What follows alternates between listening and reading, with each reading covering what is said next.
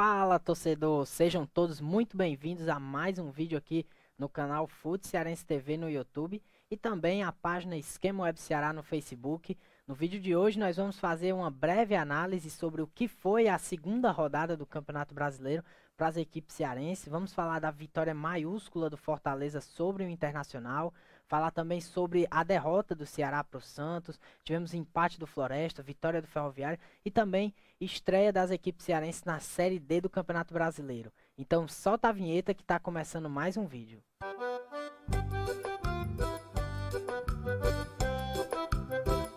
Então, para abrir o nosso vídeo hoje, né, nós vamos começar falando da Série D, né? Ontem tivemos a primeira rodada da Série D de 2021 e temos representantes cearenses aí na busca por um acesso, né? Quem sabe mais um representante na Série C do ano que vem. E abrimos aí com um de cada resultado, né? Nós tivemos aí vitória do Guarani de Sobral sobre a equipe do Paragominas pelo placar de 1-0. O jogo foi realizado no Junco, né? No estádio do Junco.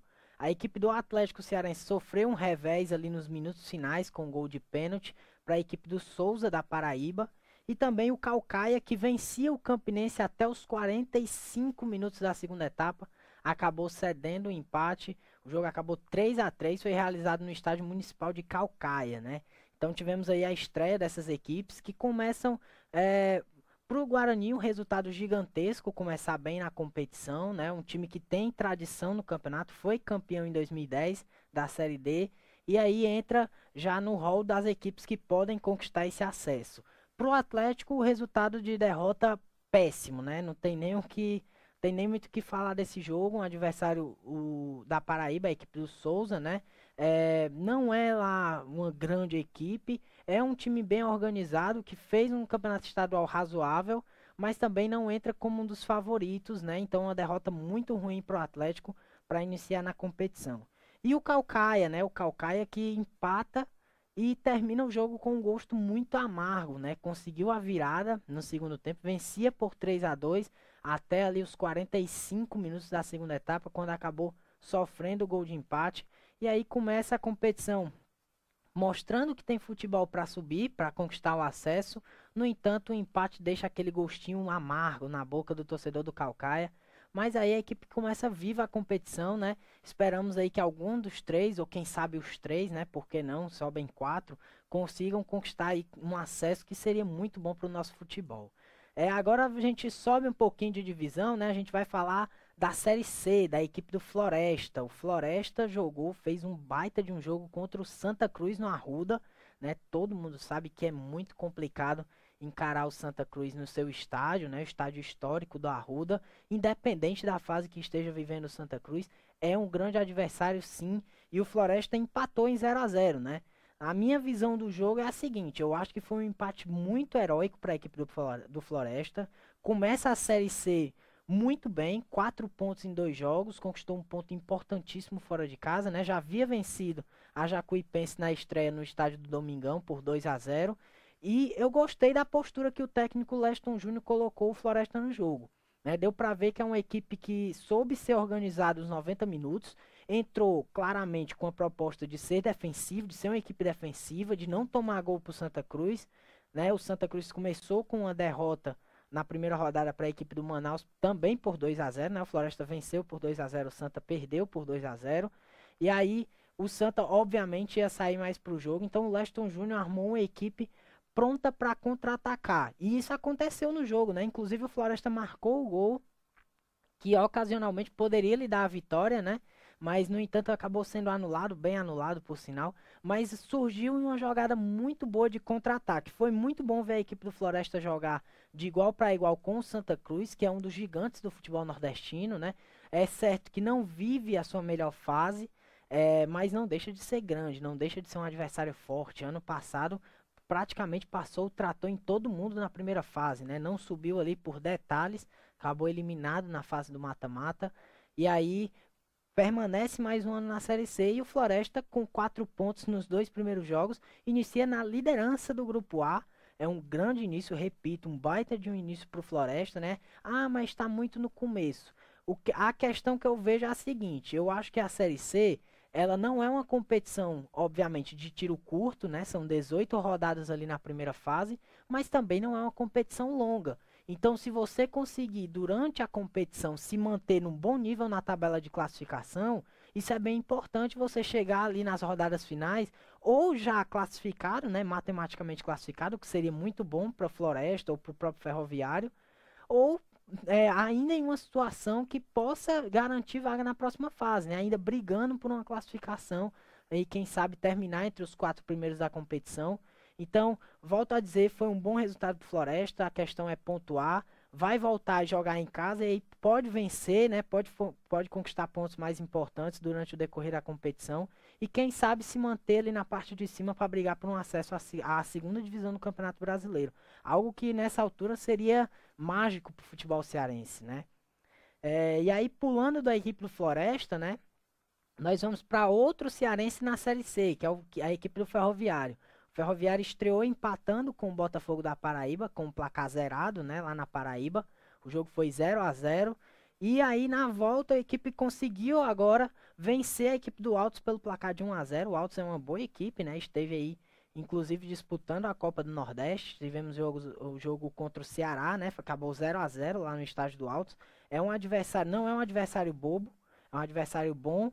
E o Ferroviário jogando na Vila Olímpica Eusi Cabral acabou vencendo o jogo por 1-0. O gol foi do garoto Gabriel Silva, né? 22 anos, contratação aí da equipe do Ferroviário para a temporada.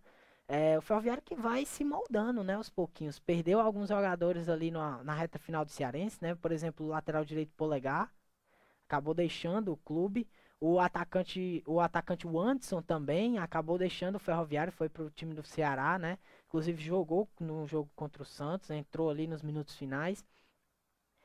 E o Ferroviário conseguiu esse placar de 1-0 que foi muito bom.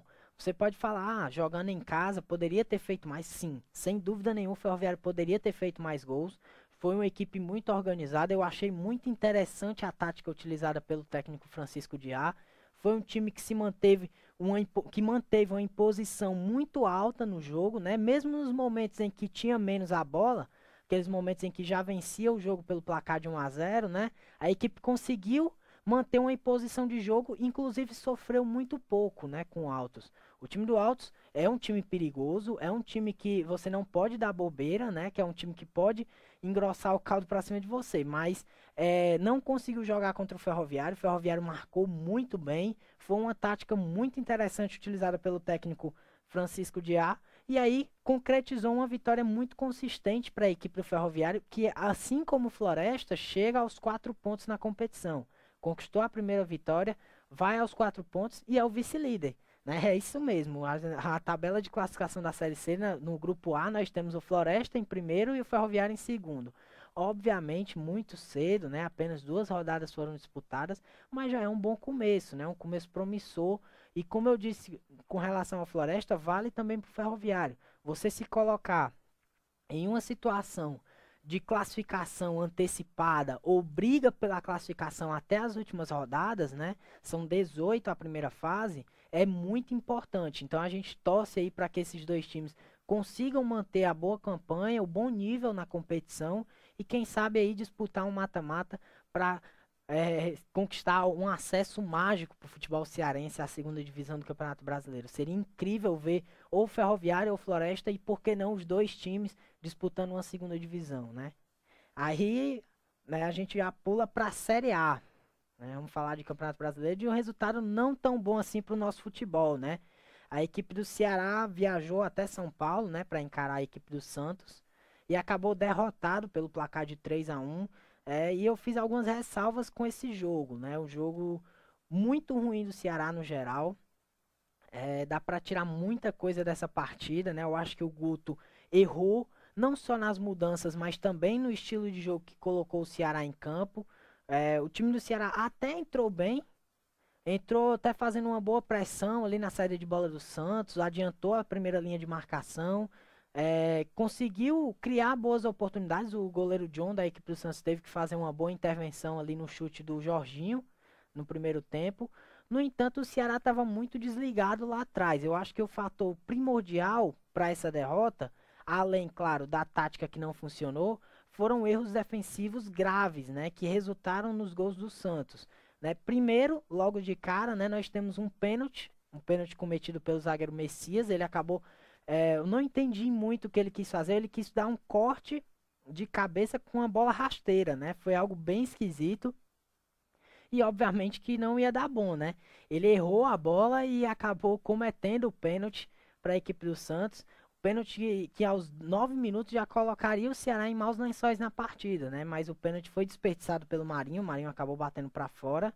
E aí o jogo parecia voltar a estaca zero naquele momento. O Ceará deu uma acordada, conseguiu ter mais a bola e se aproveitou, pelo menos naquele momento, de uma certa fragilidade que o Santos teve no jogo. Mas aí isso não durou muito, né? Logo depois o Jean Mota acertou um chute espetacular de fora da área, muito bem colocado. O goleiro Richard não teve chances, né, para fazer a defesa.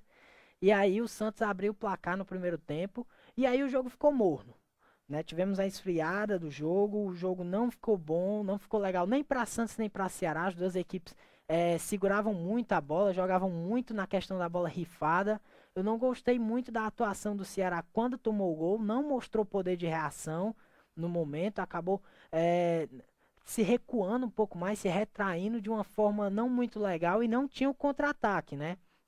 Jogadores como o Vina, o Saulo, que entrou para dar mais velocidade, o próprio Felipe Viseu, que é um jogador que voltou de lesão, né? Voltou a ser titular da equipe, não rendeu. A equipe não conseguiu fazer jogadas em triangulações interessantes ali na frente para poder chegar ao gol do Santos e criou muito pouco. Isso aí, pelo menos até o último lance do primeiro tempo, né? Quando uma bola cruzada na área, o desvio do Messias, a bola acabou batendo na mão do jogador do Santos. E aí o VAR recomendou ao juiz do jogo que fosse olhar no monitor e aí ele acabou marcando o pênalti para o Ceará.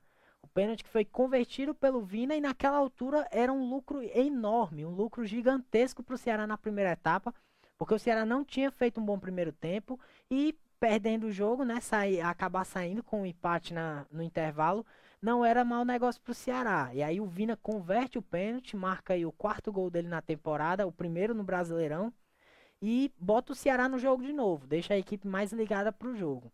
E aí nós temos o segundo tempo. O segundo tempo do Ceará, se for para resumir em uma palavra, se for para resumir em uma frase, né, eu resumo na frase sem brilho. Totalmente mal no jogo, né, a tática ruim. Novamente o Guto Ferreira errou, não conseguiu suprir a intensidade que o Ceará precisava no jogo com as alterações que fez. Ele colocou ali o volante Charles, o zagueiro Jordan, né, e também o Endson entrou também na equipe, o Rick entrou e nenhum desses atletas conseguiu render.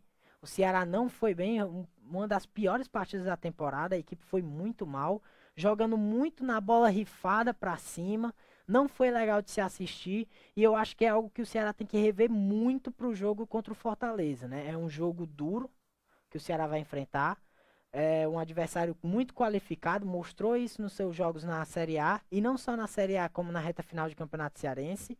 Então o Ceará precisa melhorar, precisa evoluir dentro de campo para poder brigar pela classificação na Copa do Brasil. E aí, já pulando do Ceará, nós vamos para o Fortaleza, né? O Fortaleza, a notícia já é bem melhor. O Fortaleza venceu, né? Não só venceu, goleou a equipe do Internacional, um dos gigantes do nosso futebol nacional aí, e internacional também, já, um time que já foi campeão da Libertadores, né? Campeão mundial também, um gigante, né? Simplesmente um gigante. E o Fortaleza bateu o Internacional pelo placar de 5-1. É isso mesmo que vocês estão ouvindo, 5-1, fora o baile do jogo, né? E aí as minhas ressalvas com relação a esse jogo é o seguinte, o que eu pude ver notar em campo foi, primeiro, uma das melhores partidas de uma equipe cearense na Série A nos últimos anos. Simplesmente espetacular. Avassalador a equipe que o técnico Vojvoda colocou em campo. Uma estratégia muito bem montada para o jogo.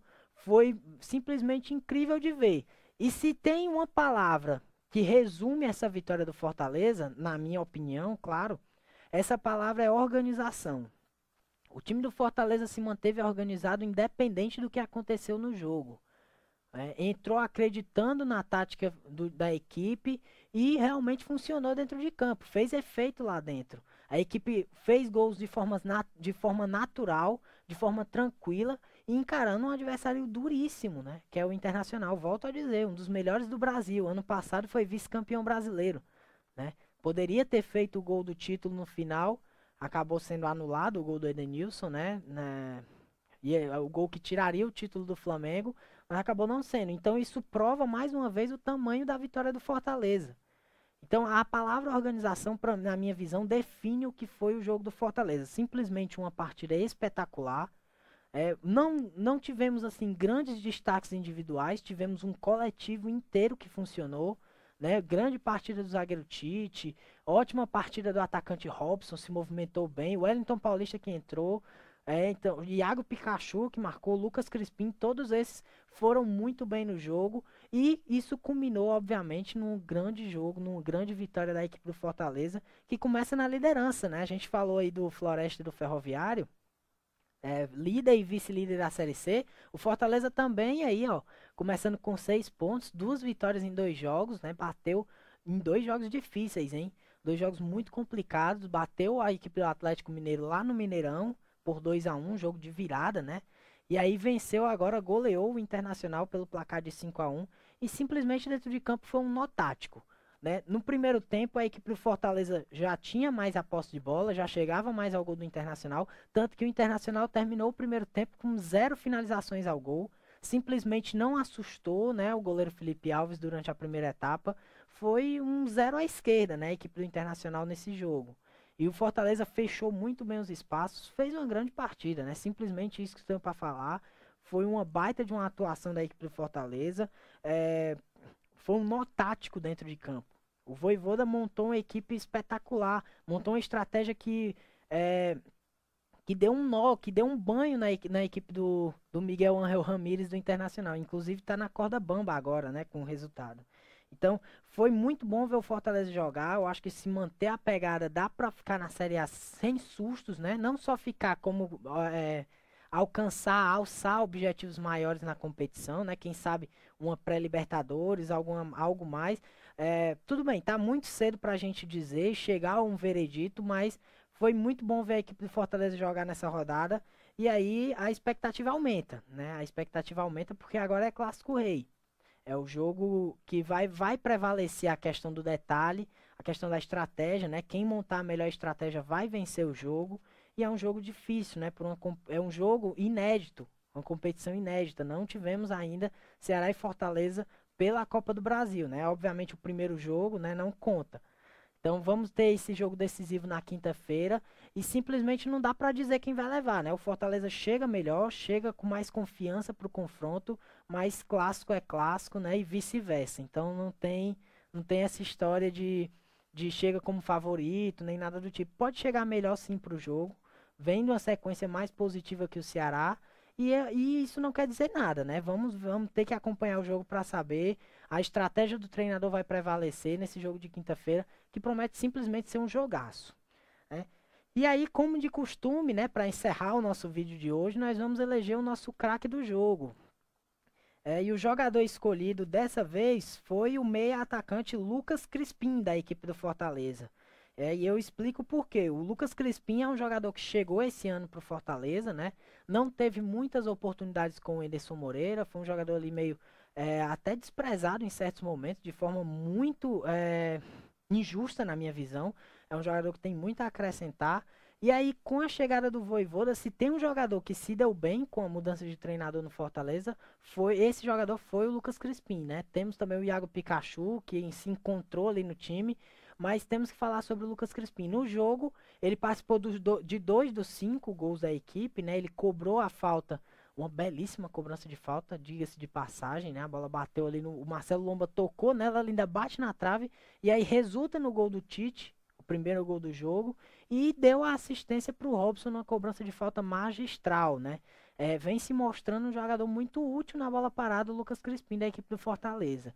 Então nós elegemos ele, inclusive foi uma das maiores notas da rodada, né? De acordo com o SofaScore, que é o site de estatísticas dos campeonatos, né? Pelo Brasil. Então eles analisam tudo isso e o Lucas Crispim teve uma das maiores notas, né? Dentre esses jogadores na rodada. Foi a nota 7.8 também. movimentação muito boa, tá realmente se encontrando aí no esquema tático utilizado pelo técnico Vojvoda. E também para encerrar de fato o vídeo, nós tínhamos que comentar sobre o Iago Pikachu. O Iago Pikachu marcou novamente, né? Marcou ali o terceiro gol da equipe do Fortaleza. E é o artilheiro do Campeonato Brasileiro, pelo menos até aqui. Marcou 3 gols, é o artilheiro isolado da competição nessa segunda rodada, nesse final de segunda rodada. E baita início do Iago Pikachu na equipe do Fortaleza no Campeonato Brasileiro. É um início bem promissor. E é isso, pessoal. O vídeo de hoje vai encerrando por aqui. A gente vai voltar durante a semana aí com mais vídeo, com mais análise, né? A análise do Clássico Rei de quinta-feira pela Copa do Brasil. Como eu já disse, promete ser um jogaço. Então acompanha aí a gente no YouTube, também na Esquema Web Ceará, a página no Facebook. Um abração a todos e até logo.